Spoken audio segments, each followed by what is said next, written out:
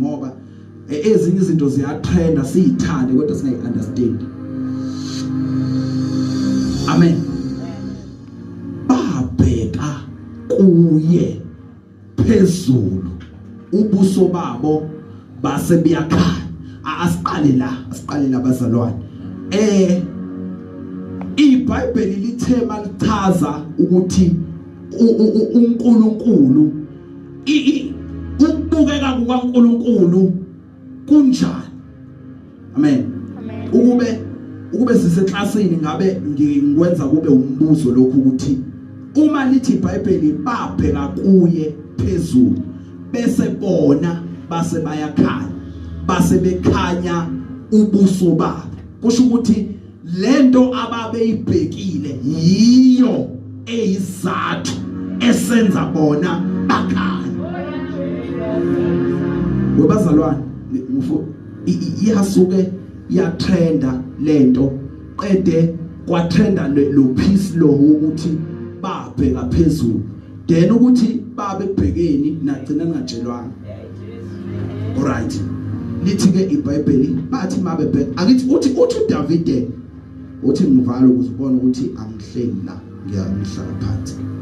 Uthi uDavide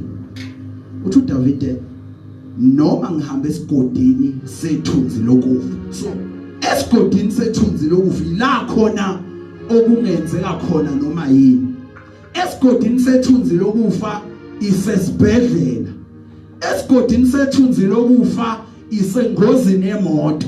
Esigodini sethunzi lokufa isejele noma ila khona okukabili uyabuya noma awubuyi. So uthi ke uDavide noma ngilapho kodwa yinye into engiyaziyo ukuthi angiyokwesaba ngoba uJehova unami. So usathi ababheka kuye phezulu ubuso babo buyakhanya ngoba uyilento obheke kuyo.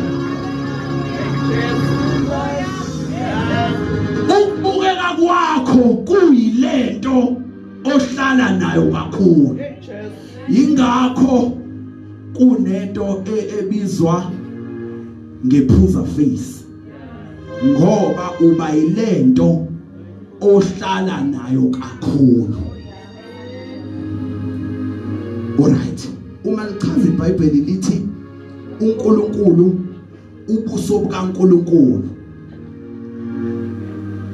buyakhanya njengelanga. Sengiyakuchazela ukuthi kungani ababheka kuye bekhanya.